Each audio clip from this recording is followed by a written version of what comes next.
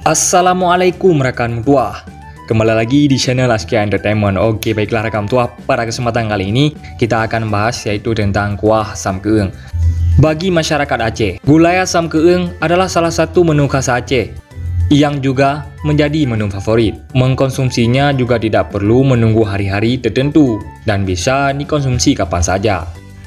Gulai asam keeng dalam bahasa Indonesia diartikan sebagai gulai asam pedas, di mana rasanya yang segar, pedas, dan asam bercampur satu menghasilkan cita rasa yang unik.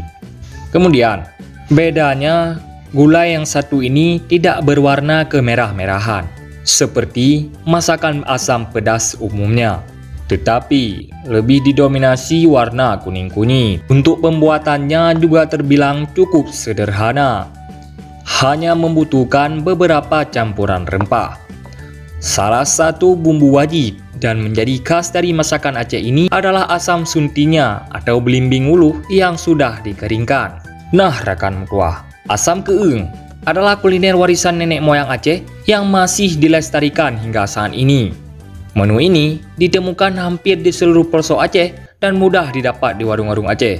Kuah asam keeng ini sangat cocok dengan lidah orang Aceh, karena pada umumnya masyarakat Aceh sangat menyukai rasa asam dan pedas. Masakan ini sangat cocok disantap dengan nasi, apalagi dimakan pas lagi hangat-hangatnya, bekah mengatakan dua mambu dan abebu tabukanan. Semoga kuah asam keeng tetap menjadi makanan favorit orang Aceh.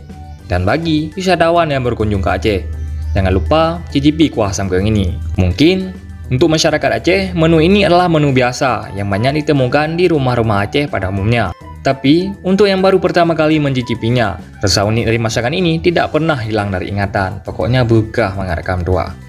Nah rekam tua, pada kesempatan kali ini, cuman inilah yang dapat kami telusuri, yang dapat kami simpulkan. Lebih dan kurang, kami mohon maaf.